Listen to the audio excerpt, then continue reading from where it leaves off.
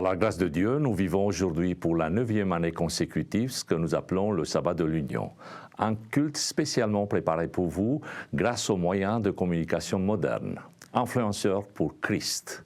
Les 4 présidents des structures de notre Église, de l'Union franco-belge et des fédérations, vont vous présenter un message biblique, point de départ d'une réflexion d'actualité, la nécessité de suivre quotidiennement Jésus. Avec une invitation, suivre l'appel que Dieu adresse à ses enfants pour que chacun s'implique pleinement dans la mission grâce à un témoignage actif, efficace et rempli d'amour à l'égard de son prochain, à la lumière de l'exhortation formulée par l'apôtre Paul. « Soyez mes imitateurs, comme je le suis moi-même de Christ ». Être un influenceur signifie beaucoup. Le privilège d'avoir Jésus comme modèle, mais aussi la joie de partager le salut autour de soi.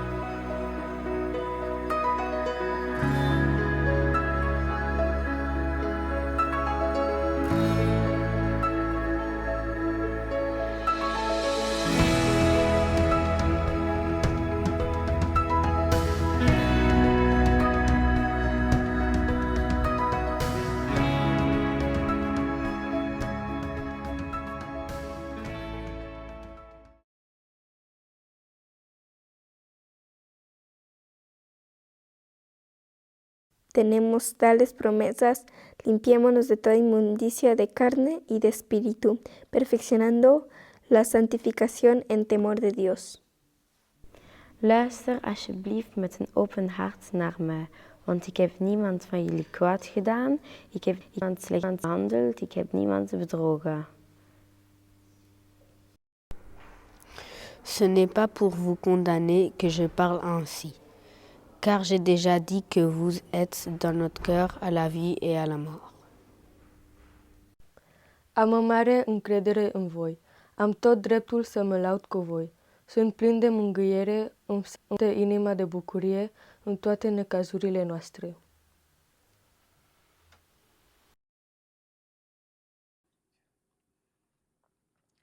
Oh, when the saints go marching in, well, when the saints go marching in, Lord, I want to be in the number. When the saints go marching in, well, when the saints go marching in, oh, when the saints go marching in, Lord, I want to be in the number. When the saints go marching in, well, I have a loving mother who's gone to heaven, I know, and I've made a promise that I will meet her when the saints go marching in.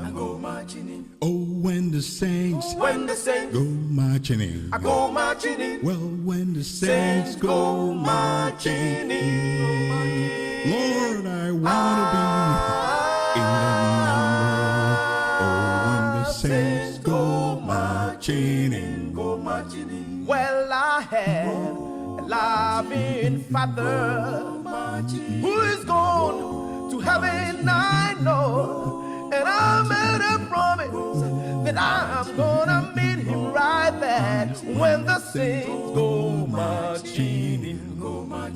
Oh, when the saints Oh, when the saints go marching in, go marching in. well, when the saints go marching in, Lord, I Well, Lord, I wanna want to be be in the right in the number. when the saints go marching in, Well, you know I heard the voice of Jesus. Jesus said, "Come yonder, unto me, and rest." Oh yeah, get down, thou weary, get down, get down, and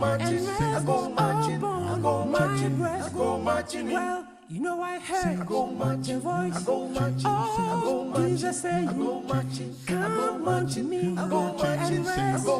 Well, come down right now, come down your head upon my breast. Now when the saints,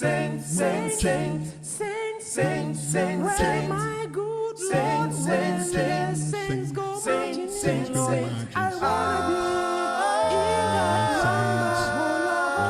the saints go marching, I wanna be. Well, you know I heard the voice of Jesus saying, "Come unto me and rest." Well, come down right now, come down your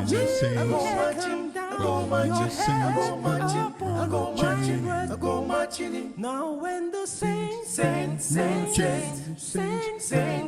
where my good saints, when the saints go marching, Lord, I wanna be in that number when the saints go marching. Now when the saints go marching in.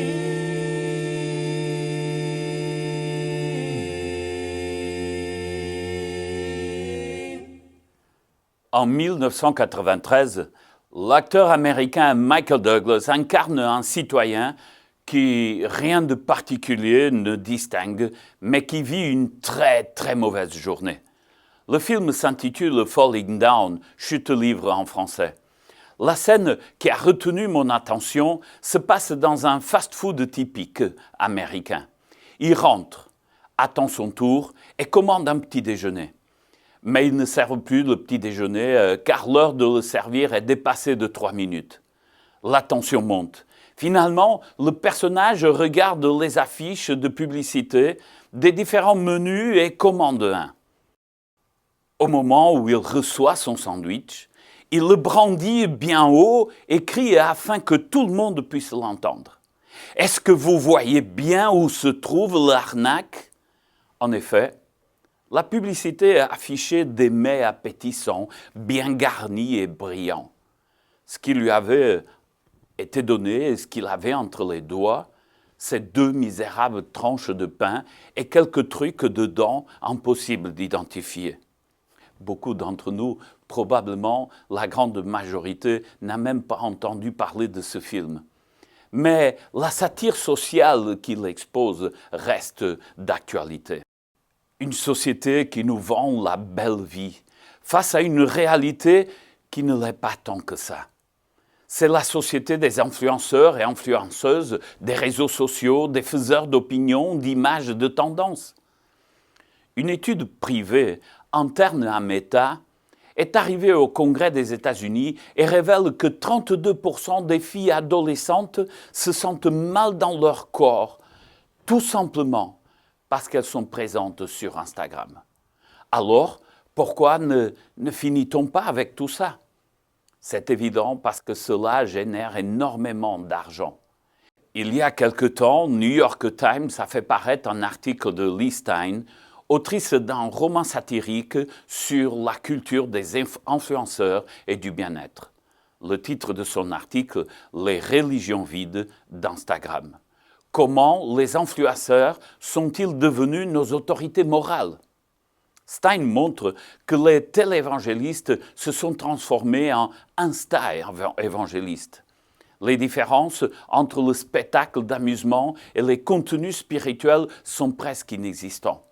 De nombreux millennials ont tourné le dos à la tradition religieuse parce qu'elle n'est pas suffisamment diverse ou inclusive, trouvent des alternatives en ligne. Stein ouvre son cœur et écrit « Je n'ai pratiquement pas prié Dieu depuis mon adolescence, mais la pandémie a fait naître en moi un profond désir de révérence, d'humilité, de crainte. j'ai un découvert sur mon compte d'indignation. Je veux l'autorité morale de quelqu'un qui n'est pas en train de vendre ses mémoires ou d'interpeller ses ennemis sur les réseaux sociaux pour avoir de l'influence. Je lui ai dit que je me trouve en manque de modèles de mon âge qui ne sont pas seulement des croisés vertueux, mais aussi humbles et miséricordieux, et que je ne les trouve pas là où je vis, c'est-à-dire en ligne. Faisant référence aux influenceurs qui ont rempli le vide que la foi religieuse a laissé, elle dit « Ils peuvent vous inspirer à vivre une vie au top, mais pas à faire le meilleur usage de votre vie. » Je cherche une autorité morale, quelqu'un qui ne se vend pas, quelqu'un d'humble et miséricordieux, et je le suivrai. Comment devenir un influenceur dont le monde a besoin? S'il y a un personnage biblique à qui l'étiquette d'influenceur peut être collée, c'est bien l'apôtre Paul, l'implanteur d'église, l'authentique, le transformé. S'il y a une église qui a dû briser le cœur de l'apôtre, c'est bien celle de Corinthe, la communauté décadente de Corinthe. Et pourtant, il s'adresse à eux en ces termes. De la part de Paul, qui par la volonté de Dieu a été appelé à être apôtre de Jésus-Christ, et de la part de Sosterne, son frère, à l'Église de Dieu qui est à Corinthe, à ceux qui là-bas appartiennent à Dieu par l'union avec Jésus-Christ. Et ils sont appelés à vivre pour lui, avec tous ceux qui partout font l'appel au nom de notre Seigneur Jésus-Christ, leur Seigneur et le nôtre. Que Dieu, notre Père, et le Seigneur Jésus vous donnent la grâce et la paix. Merci Ruben. Paulus begint hier zijn brief aan een van zijn gemeenten op een standaard manier, met de gebruikelijke groet. We zijn dat vandaag de dag een beetje verloren. We schrijven elkaar geen brieven meer. We whatsappen, teksten, zitten op Discord. En voor de wat ouderen is het e-mail, zoomen of Teams. En die berichten moeten kort en to the point zijn. Geen lange poëtische taal of bloemrijke zinnen. Alleen nog bij de hele bijzondere of belangrijke gelegenheden willen we wel eens achter onze computer kruipen en een brief schrijven. Of natuurlijk naar je liefje, maar dan niet achter je computer, maar met de hand geschreven. En dan komen de bloemrijke, poëtische en natuurlijk romantische zinnen wel weer naar boven. Deze introductie van Paulus, die je dus wel vaker in zijn brieven ziet, maar wel telkens aangepast en gepersonaliseerd, is best bijzonder. Als je, zoals Ruben al zei, weet dat die gemeente het hart van Paulus verschillende keren breekt. In bijna al zijn brieven moet hij behoorlijke misstanden aan de kaak stellen. Machtsspelletjes, seksueel wangedrag, klassensystemen en afvalligheid. En toch begint hij elke brief met dit type opening. Een soort van geruststelling. Het is alsof je een brief aan je lief stuurt, waarin je eerst zegt dat je zielsveel van hem of haar houdt, maar dat je wel over een paar dingen moet praten. De vieze kleding mag in de wasmand, de toiletbril mag naar beneden en de schone afwas gaat niet vanzelf terug in de kast. Natuurlijk zijn de zaken die Paulus aan de kaak stelt van veel zwaardere orde dan de vuilnis die niet op tijd aan de weg gezet wordt. Toch bevestigt hij dat ze bij God horen en dat ze geliefd zijn. Dat bij God horen is vanwege Jezus Christus. Verbonden zijn met Jezus betekent verbonden zijn met God, tot God behoren. Toen ik opgroeide in Nederland, werd er onder de evangelische christenen een uitdrukking gebruikt om aan te geven dat ze verenigd waren met Jezus. Ze waren dan in de Heer. Om een echte christen te zijn, moest je in de Heer zijn. In de bredere maatschappij werd het dan ook wel cynisch gebruikt als iemand iets te religieus overkwam. Hij zou dan wel in de Heer zijn. Als jongere bleef die uitdrukking mij intrigeren. Wat betekent het nou eigenlijk om in de Heer te zijn? Of, zoals je in deze tekst in het Frans zegt, verenigd zijn met Christus. Hoewel Paulus heel theologisch schrijft, blijft hij ook een praktisch predikant. Het horen tot Christus is niet enkel theoretisch in hem geloven, maar je leven modelleren naar het leven van Jezus. Dit niet meteen in letterlijke zin, hetzelfde kleden als Jezus of hetzelfde eten als hem, maar wel praktisch, dat je op dezelfde manier in het leven staat als Jezus. Wat hij belangrijk vond, waar hij de nadruk op legde, hoe hij met de mensen omging, wat hij wel en wat hij niet veroordeelde. In al deze dingen plaatste hij zich altijd ten dienste van de ander, van de minste, van de verworpenen, degenen die niet altijd mee konden komen met de maatschappij. Dat waren dus niet altijd de mensen die meest populair of geliefd waren. Jezus' leven ging niet om hem, maar om de ander. Wie van jullie de belangrijkste wil zijn, zal de ander moeten dienen, zoals de mensenzoon niet gekomen is om gediend te worden, maar om te dienen. Verenigd zijn met Christus is je verbinden met Jezus. In de Heer zijn betekent dat jij niet centraal staat, maar dat het dienen van de ander centraal staat in je leven. Als je Jezus als je influencer aanneemt, gaat het niet om jouw leven, of jouw leven wel perfect is, of je wel de juiste kleding draagt, of op de mooiste vakantie bent geweest, je genoeg bling-bling kunt tonen, je de laatste danspasjes kunt bedenken of uitvoeren. Daar gaat het altijd om bij de influencers op Instagram, TikTok of Facebook.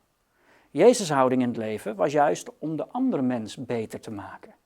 De zieken te genezen, de verslagenen op te beuren. Dat juist niet om de aandacht op zichzelf te richten. Verschillende keren nadat hij iemand op wonderbaarlijke wijze had genezen, vroeg hij juist om het niet rond te bazuinen. Bijvoorbeeld in Matthäus 8 vers 4, vers 39 en Marcus 5 vers 43.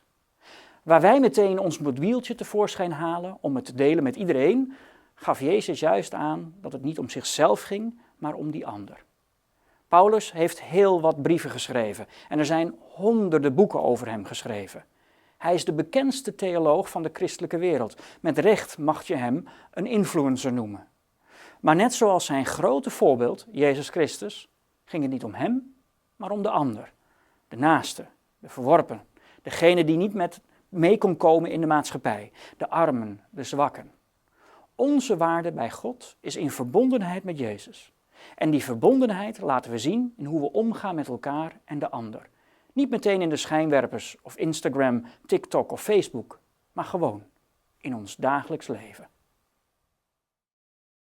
Souvent, quand on ressent ou perçoit l'envie de s'engager pour le Seigneur, on est envahi d'un sentiment d'incapacité ou de manque de maturité, d'expérience. La question, mais à la fin, moi, qui suis-je pour essayer d'influencer, de transformer la vie de quelqu'un d'autre, se pose. Nous avons cité plutôt l'exemple de l'apôtre Paul, et face à des géants de la foi, on se sent peu de choses. Et pourtant, c'est dans l'expérience de l'apôtre Paul que j'aimerais puiser un exemple fort. Une personne mise de côté et qui, malgré tout, deviendra un pilier de l'Église naissante. Parce que, malgré un moment de doute, de fragilité, d'égarement, quelqu'un croira en lui. J'aimerais vous parler de Marc, appelé aussi Jean-Marc. Paul écrira à Timothée que Marc lui est précieux pour le ministère. Il écrira à Philémon qu'avec Épaphras et Luc, il est un de ses compagnons de captivité. Il le définit comme un compagnon d'œuvre. Aux Colossiens, il écrira une recommandation afin de l'accueillir s'il va chez eux. Enfin, même l'apôtre Pierre, dans sa première lettre, l'appellera son fils. Voici donc un compagnon des apôtres, utile, précieux, recommandé aux églises, qui est probablement l'auteur du deuxième évangile, qui aurait pu voir son service s'arrêter parce que dans un moment de difficulté, le grand apôtre avait cessé de croire en lui. Le livre des Actes nous raconte qu'étant à Antioche, après le début de leur ministère, Paul et Barnabas décidèrent de retourner visiter les frères dans toutes les villes où ils ont annoncé la parole. Actes chapitre 15, versets 35 et suivants nous raconte cet épisode. Barnabas propose d'emmener Jean, surnommé Marc, avec eux, mais Paul refuse, car pendant leur premier voyage, Marc, découragé, fatigué, les avait quittés. Pour Paul, c'est un abandon. Pas pour Barnabas, qui voit au-delà de ce moment de fragilité, de vulnérabilité, et qui continue à croire dans ce jeune collègue. Le texte nous décrit un vif désaccord entre les deux hommes, au point qu'ils décident de se séparer et d'aller chacun de leur côté pour continuer la mission. Deux hommes guidés par l'Esprit de Dieu, nous n'avons aucun doute là-dessus. Deux amis qui ont commencé la mission auprès des païens. Deux hommes qui ont combattu contre ceux qui refusaient de voir des païens rejoindre l'Église primitive. Et pourtant, un désaccord tel se produira qui les amènera à se séparer. Paul partira avec Silas pour continuer la mission, Barnabas avec Marc.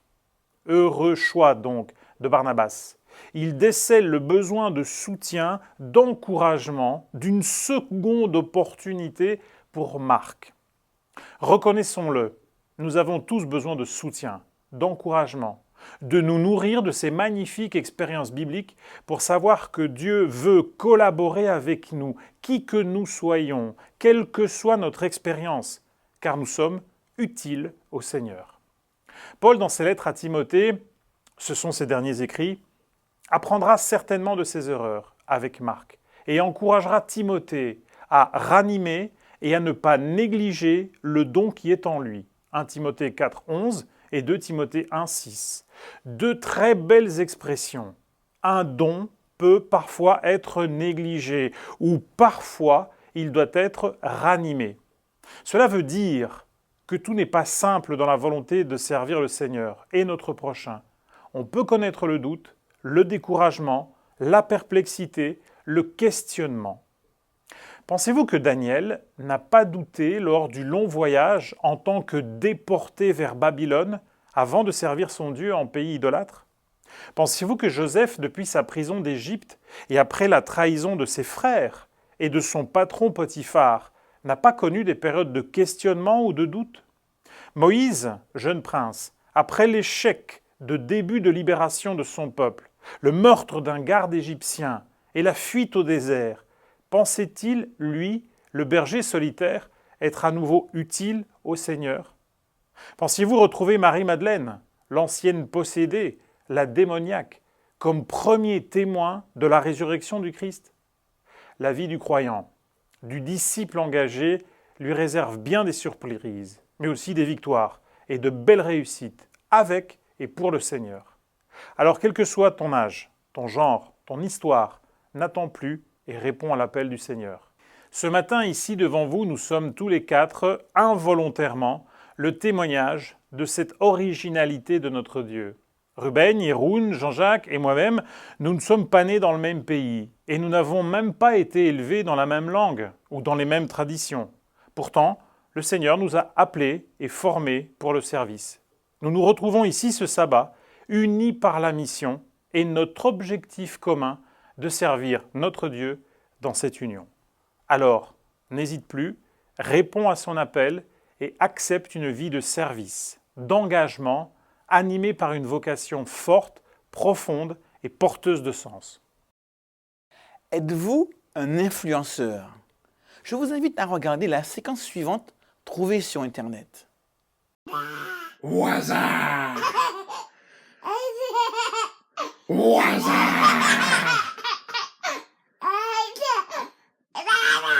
Waza! Waza!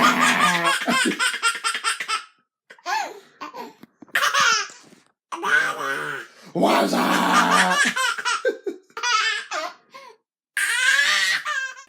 Les bébés aiment imiter les adultes, surtout lorsqu'il s'agit de choses drôles. On dit même que le rire est communicatif. Une personne qui rit aura tendance à faire rire les autres. De même, une personne triste mettra parfois, sans même s'en rendre compte, une ambiance tristounette autour d'elle. On s'imagine souvent que seules les stars du sport, de la télévision, de la chanson ont une influence sur la mode et sur les gens. En fait, nous avons tous une influence sur ceux qui nous entourent. Certes, celle-ci est plus ou moins grande, mais cette influence est bien réelle. Ce phénomène est dû au fait que l'homme apprend par imitation. Nous apprenons à marcher par imitation, à parler par imitation, à manger par imitation, à vivre par imitation. Presque tout ce que nous faisons est par imitation. Ceci est aussi valable pour les comportements. C'est bien pour cela que les individus d'une même société participent à une même tradition. Si nous vivons en imitant les autres ou ceux qui nous ont précédés, cela veut dire que nous participons à la chaîne d'habitudes sociales et que les autres aussi nous regardent et nous imitent. Nous exerçons une influence sur ceux qui nous entourent. Nous sommes tous donc des influenceurs. Cette influence que nous exerçons sur les autres peut être positive, mais aussi négative. La question, elle est de savoir quel genre d'influence nous avons sur ceux qui nous entourent.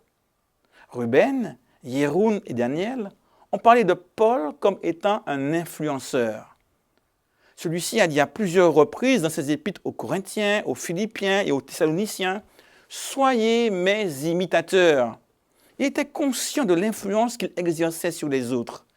Il se sentait investi d'un devoir d'exemplarité auprès de ceux qui l'entouraient. Mais il va encore plus loin en parlant aux Éphésiens. Il dit « Devenez donc les imitateurs de Dieu comme des enfants bien-aimés ». Dieu est l'exemple ultime que nous sommes appelés à imiter. En imitant Dieu, nous devenons des ambassadeurs, ou devrais-je dire, des influenceurs pour le bien. En effet, tandis que nous imitons Dieu, les autres nous observent et sont susceptibles de nous imiter à leur tour. Notre impact dans la société et dans les cœurs n'est jamais neutre. Tout ce que nous faisons ou disons impacte ceux qui nous entourent dans un sens ou dans un autre. Nous avons donc une responsabilité chaque fois que nous rencontrons quelqu'un, chaque fois que nous ouvrons la bouche pour parler, ou encore chaque fois que nous choisissons de faire ou pas quelque chose. Avec Jésus, tu peux devenir un influenceur pour le bien de ceux qui t'entourent. Ceux qui influencent pour le bien transmettent la joie, la bonne humeur, la paix, l'espoir. Ils contribuent à apaiser les cœurs, à adoucir les relations et à transformer l'atmosphère. Paul en parle comme le fruit de l'esprit, l'amour, la joie, la paix, la patience, la bonté, la bienveillance, la fidélité, la douceur et la maîtrise de soi. Si Paul en parle comme étant le fruit de l'esprit, c'est parce que c'est l'Esprit de Dieu qui fait de nous des influenceurs pour le bien. C'est lui qui nous transforme en personnes bienveillantes et aimantes. C'est donc l'influence positive de Dieu que les autres voient en nous. Avec Dieu, tu peux devenir un influenceur, dégager une atmosphère positive pour la vie. C'est à toi de choisir quel genre d'influenceur tu veux être. Si tu choisis d'être un influenceur pour le bien, tu ne seras pas seul, car c'est l'Esprit de Dieu qui agira à travers toi. Chaque influence compte. Alors, choisis Dieu.